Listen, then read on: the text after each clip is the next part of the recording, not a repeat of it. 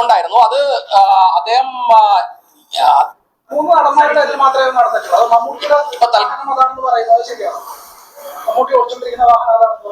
മമ്മൂട്ടി അതിനകത്താണോ യാത്ര ചെയ്യുന്നത് എനിക്കറിയില്ല. ഇപ്പോ നമുക്കിപ്പം ആരുടെ പേരിലാണോ രജിസ്റ്റർ ചെയ്തിരിക്കുന്നത് അവരുടെ കാര്യം മാത്രമേ നമുക്ക് പറയാൻ പറ്റുള്ളൂ. സുഹൃത്തുക്കളെ, അടപടലം മൂഞ്ചിപ്പോയി ഈ പാവം കമ്മീഷണർ സാർ.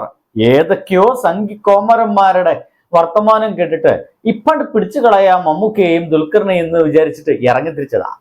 പിന്നൊന്ന് സോഷ്യൽ മീഡിയയിൽ അറ്റൻഷൻ കിട്ടണം. എനിക്ക് തോന്നിയ പ്രധാനപ്പെട്ട കാര്യം അതാണ്. സോഷ്യൽ മീഡിയയിൽ ഒരു അറ്റൻഷൻ കിട്ടണം. അതിന്റെ ഭാഗമായിട്ട് ഫാഷൻ ഷോയിൽ പങ്കെടുക്കുന്നുണ്ട്. തന്റെ ഫോട്ടോ, തന്റെ ഫുൾ ഫിഗർ വരണമേ എന്ന് മനോരമ പോലുള്ള പത്രത്തിനോട് ഇദ്ദേഹം അപേക്ഷിക്കുന്നുണ്ട്. അതിന്റെ ഭാഗമായിട്ട് മനോരമയിലൊക്കെ ഇദ്ദേഹത്തിന്റെ ഫുൾ ഫിഗറിലുള്ള മുഴുവൻ ചിത്രങ്ങളൊക്കെ അച്ചടിച്ച് വരാറുണ്ട്. അതൊക്കെ വെട്ടിയെടുത്തിട്ട് തന്റെ സ്വന്തം ഫേസ്ബുക്കിലും ഒപ്പം തന്നെ ഇൻസ്റ്റാഗ്രാമിലൊക്കെ ഇദ്ദേഹം ഷെയർ ചെയ്യാറുണ്ട്. അങ്ങനെ അതിന് കിട്ടുന്ന ലൈക്കുകളൊക്കെ അനുസരിച്ചിട്ട് അദ്ദേഹം അഭിനന്ദിക്കാറുണ്ട്, ആഹ്ലാദിക്കാറുണ്ട്. ഇങ്ങനൊക്കെ ചെയ്യുന്ന ഒരു ആ മനുഷ്യൻ ഒരു ആറാട്ടണ്ണനാണോ അല്ലെങ്കിൽ ഒരു അലിൻ ജോസ് പരേരയാണോ എന്നൊക്കെ നമുക്ക് സംശയം തോന്നുകയും ചെയ്യും.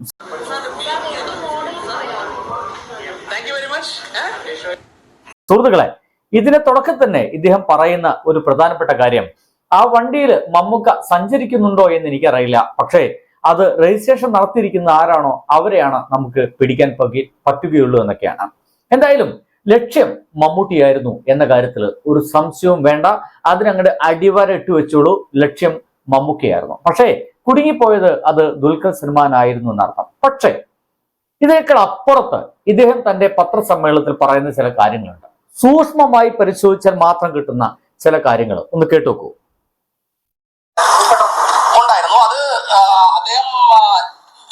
അദ്ദേഹത്തിന്റെ എനിക്ക് തോന്നുന്നു ദുൽഖറിന്റെ വണ്ടി അവിടെ കിടപ്പുണ്ട് എന്നുള്ളൊരു ഇൻഫർമേഷന്റെ പുറത്തായിരുന്നിരിക്കണം. തീർച്ചയായിട്ടും ഞാൻ പറഞ്ഞില്ലേ, ഇത് നമ്മുടെ കസ്റ്റംസ് റിലേറ്റഡ് ആയിട്ടുള്ള ഇഷ്യൂ മാത്രമല്ല, വളരെ വിപുലമായ ഒരു ഇഷ്യൂ ലിസ്റ്റ് നമ്മുടെ ഉണ്ട്. അപ്പൊ ആ ഇഷ്യൂസ് ഏതൊക്കെ ഡിപ്പാർട്ട്മെന്റ് ആണോ ഹാൻഡിൽ ചെയ്യുന്നത് അവർക്കെല്ലാം അതുമായിട്ട് ബന്ധപ്പെട്ട കാര്യങ്ങൾ ചെയ്യേണ്ടി വരും. ഇങ്ങനെ ആ ഡിപ്പാർട്ട്മെന്റുകൾ ഏതൊക്കെ എന്നാണ് ഇനിയിപ്പോ നമ്മൾ അന്വേഷിക്കേണ്ടത്. അതായത് ഇതൊരു കസ്റ്റംസുമായി ബന്ധപ്പെട്ട ഇഷ്യൂ മാത്രമല്ല, ഇതിൽ പല ഡിപ്പാർട്ട്മെന്റുകളും ചേർന്നിട്ടുണ്ട്. ആ ഡിപ്പാർട്ട്മെന്റുകളൊക്കെ ഈ ഒരു വിഷയത്തിൽ ഇടപെടേണ്ടി വരുമെന്ന് ആ ഡിപ്പാർട്ട്മെന്റുകളെ കുറിച്ചും മറ്റും അദ്ദേഹം പറയാൻ തുടങ്ങുന്നതിനിടയ്ക്കാണ് ഒരു ഫോൺ കോൾ വരുന്നത്. അദ്ദേഹം സർ സർ സർ എന്നൊക്കെ വിളിച്ചിട്ട് ഭയപ്പെടുന്നത്. ആ ഒരു ഭയപ്പാടിന്റെ അപ്പുറത്ത് പിന്നീട് അദ്ദേഹം വളരെ പെട്ടെന്ന് ഇതെല്ലാം അവസാനിപ്പിക്കുന്നു. പിന്നെ കണ്ടത് ഇതാണ്.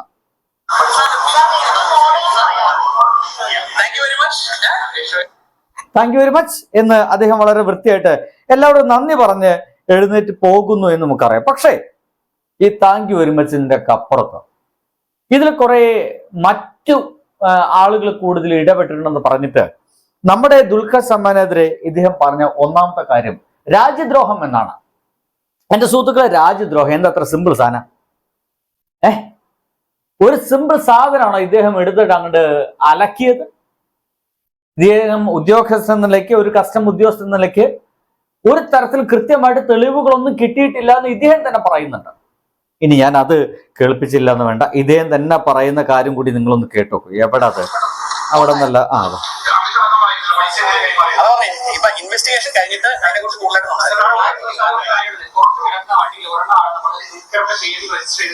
മറ്റൊരു വണ്ടി ഇവിടെ കണ്ടില്ല. അതുകൊണ്ട് അതൊരു ക്ലാരിഫിക്കേഷൻ ആണ്. ഏത് വണ്ടിയാണ്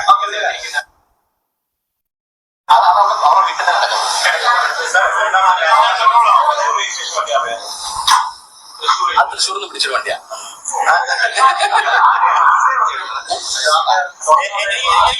തുറന്നോട്ട് പോകാനായിട്ട് ചെറിയ ബുദ്ധിമുട്ടുണ്ട്.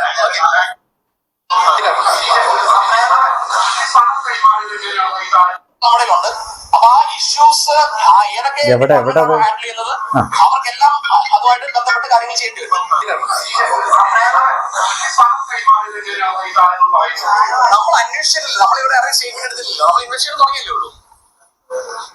കണ്ടില്ലേ ഇദ്ദേഹം പറയുന്നത്? ഇദ്ദേഹം അന്വേഷിച്ചിട്ടില്ല, ആരെയും സ്റ്റേറ്റ്മെന്റ് എടുത്തിട്ടില്ല, മമ്മൂക്കയെ കണ്ടിട്ടില്ല, ദുൽഖർ സൽമാനെ കണ്ടിട്ടില്ല, ഇവരോട് ഇത്തരം കാര്യങ്ങളെ കുറിച്ച് അന്വേഷിച്ചിട്ടില്ല. ഈ വണ്ടിയുമായി ബന്ധപ്പെട്ട എല്ലാ പേപ്പറും നമ്മൾ വണ്ടി ഉള്ളിൽ തന്നെ സൂക്ഷിക്കുന്ന സ്വഭാവം എന്റെ സുഹൃത്തുക്കളെ ഈ വീഡിയോ കാണാൻ നിങ്ങൾക്ക് ആർക്കെങ്കിലും ഉണ്ടോ? നമ്മുടെ വാഹനവുമായി ബന്ധപ്പെട്ട എല്ലാ പേപ്പേഴ്സുകളും നമ്മൾ വാഹനത്തിന് ഉള്ളിൽ തന്നെയാണ് സൂക്ഷിക്കുക, ഡാഷ്ബോർഡിൽ തന്നെ ഒക്കെ സൂക്ഷിച്ചു കൊണ്ടുപോകുന്ന രീതിയാണ്. അല്ലെന്നേ, അത്തരം ഡോക്യുമെന്റുകളൊക്കെ നമ്മൾ സൂക്ഷ്മമായിട്ട് വീട്ടിലെടുത്ത് വെക്കും. അപ്പൊ ഈ വാഹനവുമായി വിൽപ്പന നടത്തിയത് ആരുമായിട്ട്, ആരും അയച്ചു വാങ്ങിച്ചു, ആർക്ക് പൈസ കൊടുത്തു, എത്ര കൊടുത്തു, എങ്ങനെയാ കൊടുത്തേ, ചെക്കായിട്ടാണ് കൊടുത്തത്, മണി ആയിട്ടാണ് കൊടുത്തത്, അതോ ബാങ്ക് വഴി ട്രാൻസ്ഫർ ചെയ്യുകയാണ് കൊടുത്തത്, അതോ ലിക്വിഡ് പൈസ കൊടുത്തോ എന്നീ കാര്യങ്ങളെല്ലാം റെക്കോർഡ് ചെയ്യപ്പെട്ട കാര്യങ്ങളെല്ലാം ഉണ്ടായിരിക്കുക ഇവരെ വീട്ടിലാണ്. അപ്പോ മമ്മൂക്കയെ കണ്ടിട്ടില്ല, അന്വേഷണത്തിന്റെ ഭാഗമായിട്ട് ചോദ്യം ചെയ്തിട്ടില്ല. ദുൽഖറെ കണ്ടിട്ടില്ല, അന്വേഷണത്തിന്റെ ഭാഗമായിട്ട് ചോദ്യം ചെയ്തിട്ടില്ല. ഇതൊന്നും ചെയ്യാത്ത നിൽക്കുന്ന, ചുമ്മാ ഇവരൊക്കെ പോയി ഇതൊക്കെ കള്ളത്തിന്റെ ഭാഗമായിട്ട് ഇവർ വാങ്ങിച്ചു കൂട്ടിയ വാഹനവുമാണെന്ന് പറഞ്ഞ് ഇദ്ദേഹം ഇത്ര തിടുക്കപ്പെട്ടിട്ട് ഈ മാധ്യമങ്ങളെ കാണുന്നത് എന്തിനായിരുന്നു? പറഞ്ഞ കാര്യങ്ങളും ശ്രദ്ധിക്കണേ. വേറെ ചില കാര്യങ്ങളൊക്കെ പറഞ്ഞു, അതിൽ തോന്നുന്നു രാജ്യദ്രോഹം എന്നാ. ഞാൻ മുന്നേ പറഞ്ഞ പോലെ അത്ര സിമ്പിൾ സാധനമൊന്നുമില്ല വന്നേ.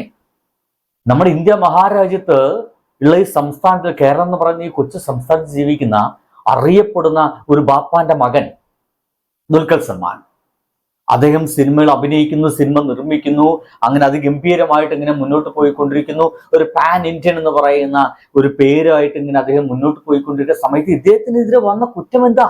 രാജ്യദ്രോഹം എന്നുള്ള ഒരു വർത്തമാനമാണ്. നോക്കൂ, ഈ രാജ്യദ്രോഹം എന്നൊക്കെ പറയുന്നത് അതൊപ്പം തന്നെ മുസ്ലിം നാമധാര്യം ദുൽഖർ സൽമാൻ പൂര ഗംഭീരായില്ലേ? സ്വാഭാവികമായിട്ടും ഇദ്ദേഹത്തിനെതിരെ നമ്മുടെ ദേശീയ മാധ്യമങ്ങൾ സംശയത്തിന്റെ കണ്ണുകൾ വെക്കും. ദേശീയ മാധ്യമങ്ങൾ അങ്ങനെയാ, നിങ്ങൾക്ക് അറിയാലോ. ഇപ്പൊ ഞാൻ വിശദീകരിക്കേണ്ട കാര്യമൊന്നുമില്ല. ദേശീയ മാധ്യമങ്ങൾ സംശയത്തിന്റെ കണ്ണു വെക്കും. അതിന്റെ ഭാഗമായിട്ട് ഇദ്ദേഹത്തിന്റെ ചിത്രങ്ങളൊക്കെ അവിടെയൊക്കെ പബ്ലിഷ് ചെയ്യണോ വേണ്ടോ എന്ന് തീരുമാനം അടുത്തായിട്ട് വരും. രാജ്യദ്രോഹിയായ എന്ന് ഇല്ലേ? കഴിഞ്ഞിട്ടില്ല കള്ളക്കടത്ത്. എന്നാലോചിക്കുക.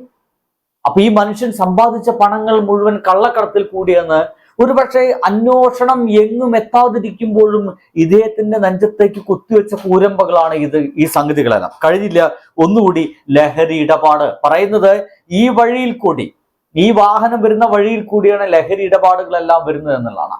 അപ്പോ ഇദ്ദേഹത്തിന്റെ പേര് പറയുക, എന്നിട്ട് ഇത്ര കാര്യങ്ങൾ കൂടി പറയുമ്പോൾ ആളുകള്, നമ്മുടെ നാട്ടിൽ വാർത്ത ഉണ്ടാക്കാൻ പോകുന്ന ആളുകള് ഈ സംഗതികളെല്ലാം ദുൽഖർ സൽമാൻ എന്ന് പറയുന്ന ആളുടെ പേരോട് കൂടി ചേർക്കും. ചെറുപ്പക്കാരനാണ്, യങ്ങാണ്, പണം ഉണ്ടാക്കുന്നുണ്ട്, ഇതൊക്കെ തന്നെ ആയിരിക്കും. അല്ലാതെ ഇപ്പൊ സിനിമയിൽ അഭിനയിച്ചിട്ട് ഇപ്പൊ ദുൽഖർ സൽമാൻ ഇത്ര അതിൽ പണം കിട്ടാൻ ഈ അടുത്ത കാലത്തൊന്നും അത്ര നല്ല സിനിമയിൽ അഭിനയിച്ചിട്ടില്ല എന്നീ വർത്തമാനങ്ങളൊക്കെ വരില്ല എന്റെ സുഹൃത്തുക്കളെ. അപ്പൊ കള്ളക്കടത്തിന്റെ ആളാണ്, മയക്കുമരുന്നിന്റെ ആളാണ് എന്നുള്ള വാർത്ത പ്രചരിപ്പിക്കുക, ഒരു മനുഷ്യനെ തകർക്കാൻ ശ്രമിക്കുക. ഇതിന്റെ ഭാഗമായിട്ട് തന്നെ ആയിരിക്കണം ഇദ്ദേഹം പറയുന്നത് രാജ്യവിരുദ്ധ പ്രവർത്തനം, ലഹരി മാഫിയ, സ്വർണ്ണക്കടത്ത് എന്നീ കാര്യങ്ങൾ എനിക്ക് നേരെ ആ ഒരു കസ്റ്റംസ് ഉദ്യോഗസ്ഥൻ പറഞ്ഞിട്ടുണ്ട്.